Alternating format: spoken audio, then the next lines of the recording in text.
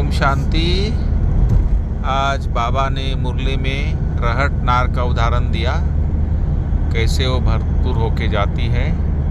तो बाबा तो नई नई बातों से बच्चों को ज्ञान के राज समझाते हैं, तो हर प्रकार से बुद्धि में ज्ञान क्लियर हो, इसलिए बाबा नए नए एग्जाम्पल देते हैं बच्चों को। तो पाल भाई को उसके ऊपर थोड़ी प्रेरणा आई है, तो मैं भी कुछ उसके बारे में कुछ बोलूं, जो बाबा ने बोला है उसको क्लियर करें।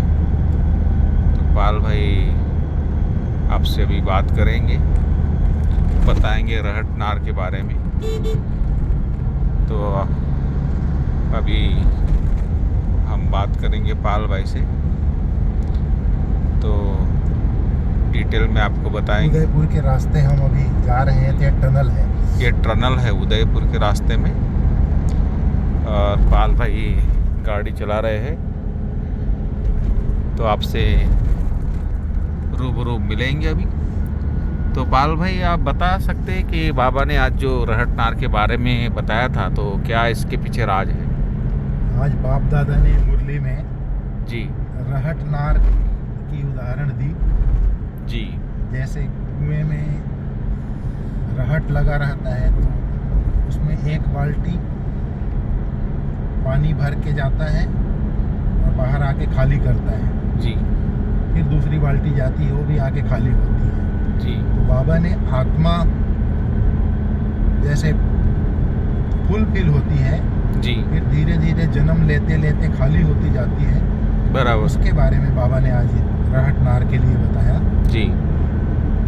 लेकिन हमारे यहाँ जो राजयोग शिविर होता है, जी। उसमें संकल्प शक्ति, सोच की शक्ति जी। के लिए भी रहट नार का उदाहरण देते हैं। जी। तो उसमें 2 बाल्टी होती है रहट नार में। जी। चक्री घूमती है, जी। घूमते रहती है, घूमते रहती है। जी।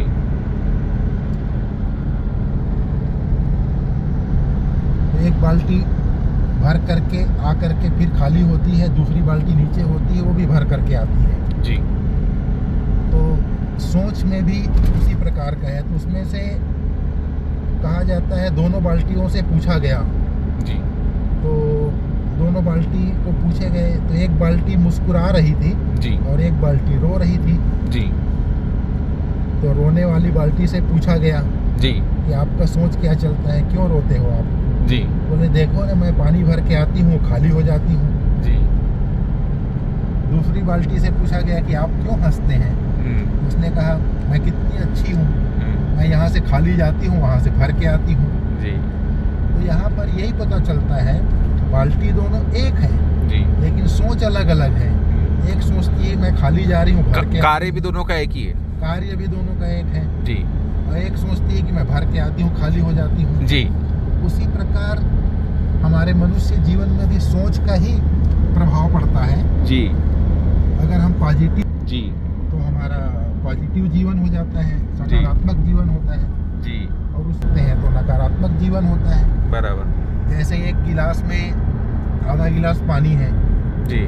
किसी को पूछो तो कहेगा कि आधा खाली है, जी। और किसी को पूछो तो आधा भरा हुआ है। जी। तो नजरिया की बात होती है। जी।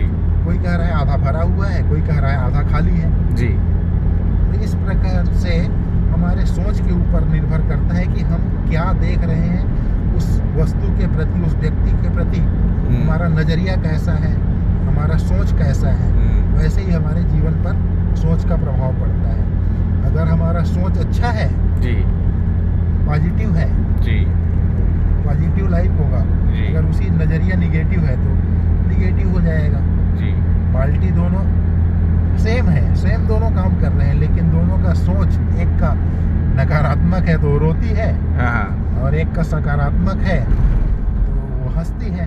जी। तो ये खुशहाल जीवन और दुखदाई जीवन का यही सोच के ऊपर ही निर्भर करता है। अगर हमारा सोच सकारात्मक है, पॉजिटिव है, तो हमारा जीवन सुखदाई है।